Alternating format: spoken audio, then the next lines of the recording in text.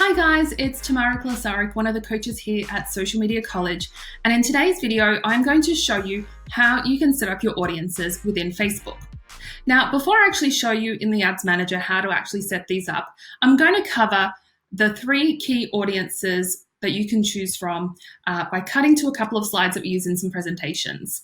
So when you actually think about Facebook audiences, there are 3 key types of audiences. One of them is a core audience. Another is a custom audience, and then the third is a lookalike audience.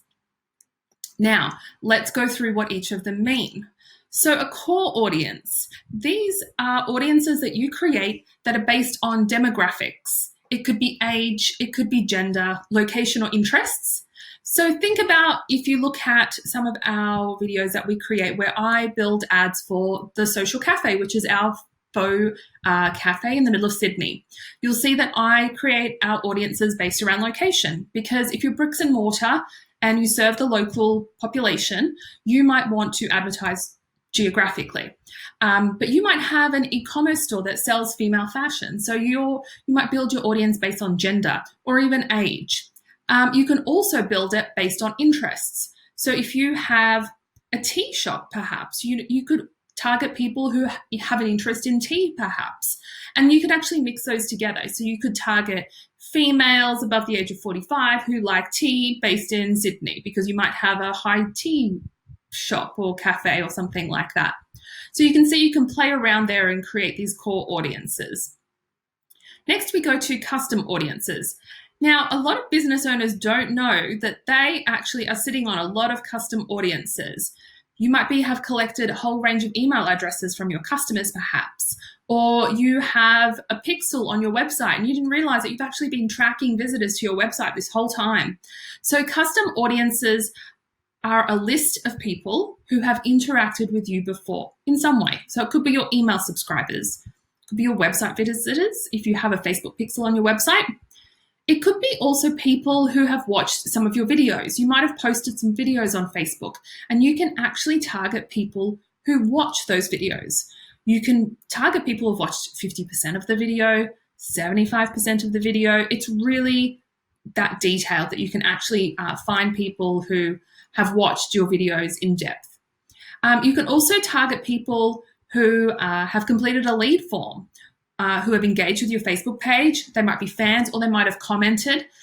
You can also target people who have engaged on Instagram or engaged with events, which is really, really useful. I love custom audiences. They're one of my favorites. The next one, and the one that's I think the most powerful, are lookalike audiences. So think of a lookalike audience that is like your custom audience, essentially. So a lookalike audience is you pick a custom audience and Facebook will look at all the data that makes them similar, and it will create a new audience of people called a lookalike that, just like the name means, look like the custom audience. So I'll give you an example. You might have a database of, say, 2,000 people, and you have that uploaded into your audiences. You can then create a lookalike audience based off that.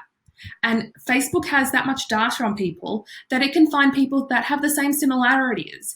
And when you're actually running ads to those people, those chances that they're going to resonate with your ad are a little bit higher because it's based on some really core data that you had to hand.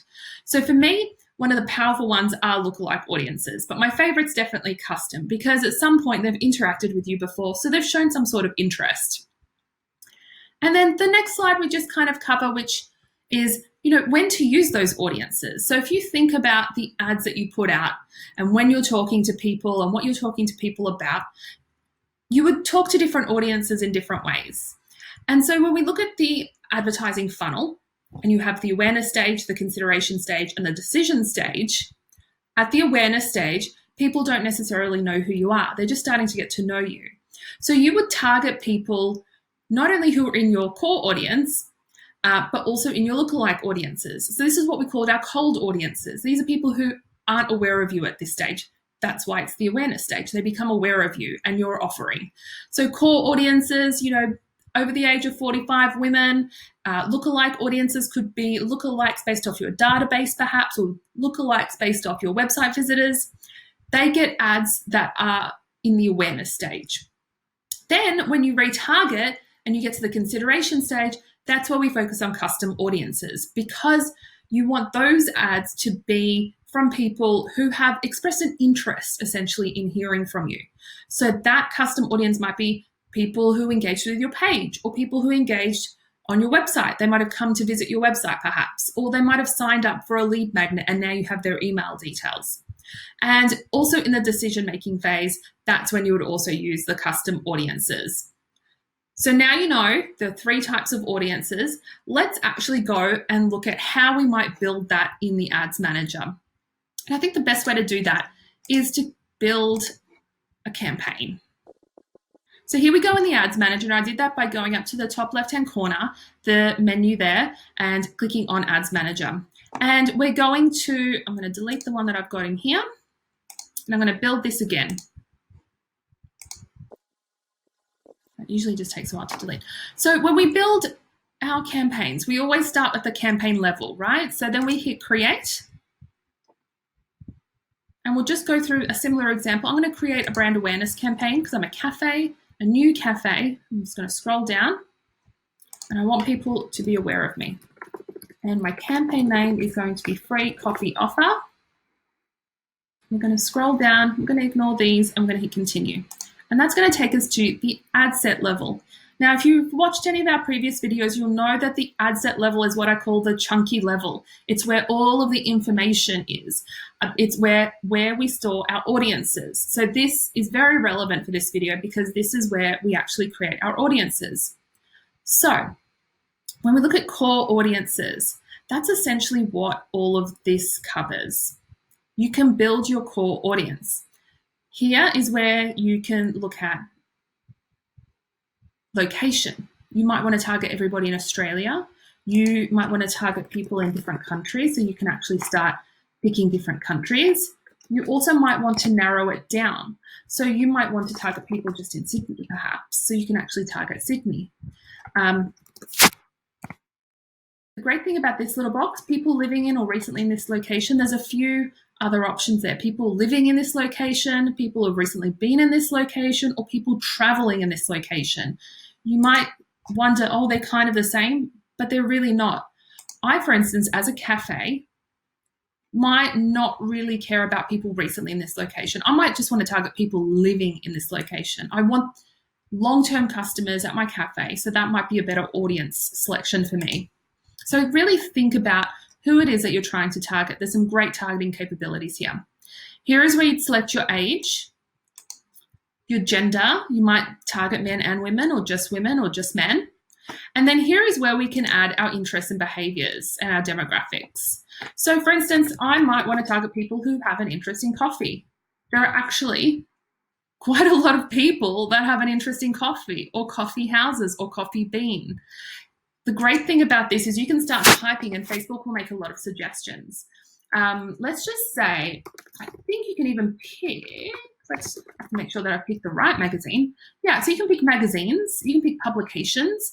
So for instance, I've written Women's Health, and there's the option there for the magazine. This one I believe is the US version, but you see what I mean, right? You might want to target people who like Forbes magazine, for instance. So there's quite a lot of different things that you can pick. The interests are not just, oh, I like coffee. It could be interests in, so think about people who have big profiles like Oprah Winfrey, right? There's quite a lot of different interests that you can pick from. So if you're a business person, you might want to pick Gary. If you're an entrepreneur, you might want to pick Gary Vaynerchuk as an interest, because people who have an interest in Gary Vaynerchuk might also have an interest in your entrepreneurial business. So there's quite a lot of different things that you can do. You can also browse here. So by clicking on the other one, it had suggestions. That's where Facebook suggested it to you, but you can actually drill down here and look at everything that's available to you. So for instance, shopping and fashion, and then you might have a kids clothing brand, or a kids brand where you might want to select the toys option. There's quite a lot. So I really suggest like spending go grab a cup of tea and come and sit down and just go digging around in here. Once you know what's available to you, there's so much opportunity in here to create a really nice core audience. Now, if I build my audience of Sydney and I go to, say, 26 to 65, all men and women, I can actually save that audience. So if you think about it, if you have lots of interests and you've created this amazing audience and you think at some point that you want to use that audience again, you can save the audience and give it a name. So we're going to call it Sydney Local. Now, obviously, for something as simple as that, you wouldn't save it. But for instance, a few campaigns that I've built before, I've built a lot of interests, magazines, people, just general interests, locations, and you just create this big little, this big combination. And so you might want to save that, and that's really great to have. So you can hit that save, and that will save for you. There you go. So it's called Sydney Local. And then if we go back to where we were, if you ever want to use that audience again, let's just say we've just started again. This is to create the new audience, and this is where we would find our saved audiences. There we go, Sydney Local, and it's appeared. So you can just pick it, and it just creates it for you automatically. So it's got some really great functionality in here.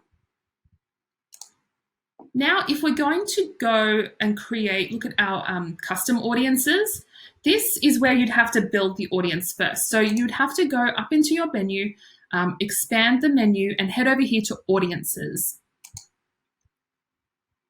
Oh, I'm going to leave that page.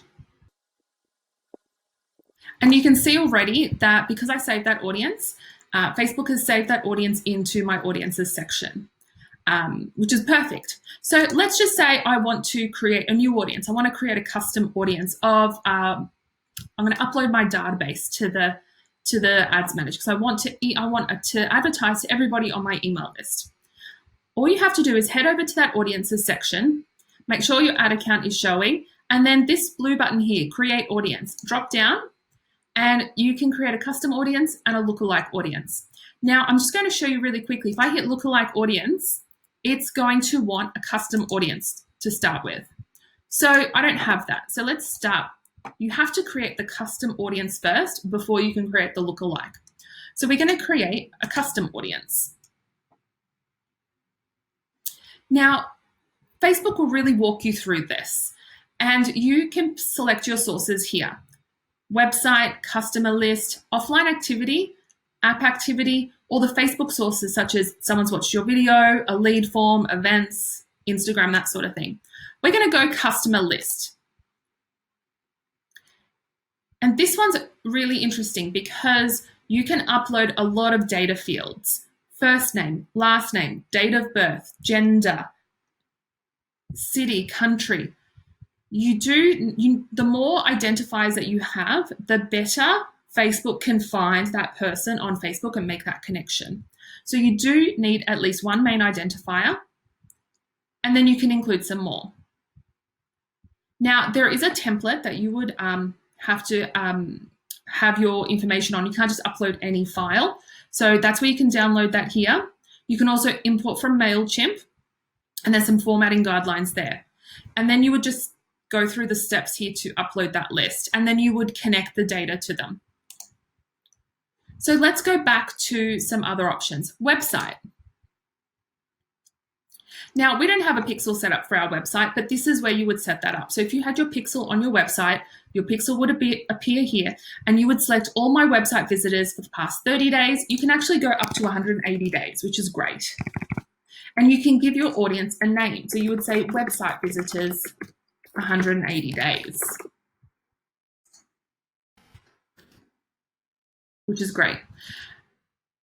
If you drop down, you can actually also find people who have visited specific web pages, or based on the time that they've spent on the page. You might want to create an audience of people who spent more than, say, 5 minutes on your page. If you know the data and how long people spend on your website, and you know that people who spend more than 5 minutes on your website are really highly engaged, you can create a really highly engaged, smaller audience, but the likelihood of them converting is really great.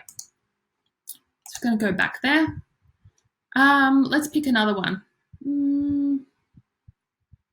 Let's go Facebook page. So you can create an audience of people who have engaged with your Facebook page. So everybody who's engaged with my page in the last, this one's great, 365 days. You can target people up to a year from when they engaged with your page. You can also target anybody who's visited your Facebook page, anybody who's engaged with any of your posts or your ads, anybody who sent a message to your page, anyone who saved a post. This one's really great if you share educational tips and people are saving your posts. So you know that you might be establishing yourself as an authority. So you might want to create an audience just of people who have saved your posts because that's a really highly engaged audience. And again, you want to name your audience. So once you create your custom audience, they'll all be listed down here. And creating the lookalike is super simple. I don't know if we can do it. No, we can't. Hang on. Let's see if we can create a lookalike of that.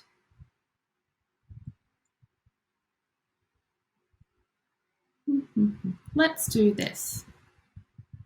Okay, we're going to create a lookalike audience, and I selected lookalike. You do need a source audience to do that. And all you would need to do is select the source here. You can select an event with value. Now, this really has to do with people who make purchases. If you are a local business or you collect leads, then you can pretty much bypass that. This is for people who mainly have e-commerce sites. Then you can select the location. And we might go Sydney again. Oh, let's go Australia. And this is the really interesting part. So to select your audience size, now Facebook will create a lookalike audience based on a percentage of how much they match to the custom audience. So what I mean by that is the top 1% that match to that audience, to your core audience, which is the pixel people who have come to our website perhaps, there's 183,000 people, and they're going to have the closest match to the source audience. But let's just say you want to advertise to more people than that. You can actually spread it out. You can go, okay, I want the top 2% of people that that match to my source audience. Let's just say you have quite a lot of budget and you're like, you know what, I want to advertise to 1 million people. And I want the top 5% of people in Australia that match my source audience. So I'm happy if, yeah, the quality might be a little bit less, but I want a bigger audience. I want 1 million people, close to 1 million people to advertise to.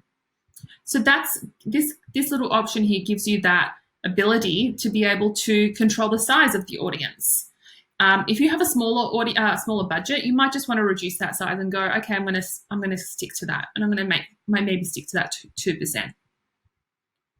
And then you would say create audience. Now, look, this is saying that the source is too small, and this is a really interesting thing to highlight. You need in your source audience at least 100 people. So obviously this is an example, and we don't have 100 people in our pixel. Normally what would happen is it would just generate and it would create an audience underneath there. But this is a very interesting point. You can't just go and make lookalike audiences with no core data, with no source data. You need 100 people per country. That's to say, if you were an Australian business and you want to then advertise to the US market and you have an Australian database, you can't create a lookalike audience of people in America. You need at least 100 people in America as your source audience to then create a lookalike from that. So that's just something interesting to raise there. So when you create that lookalike, that would actually come down here and it would have a name that would say LLA 5% or whatever the percentage was, and then it would have the name of the source audience.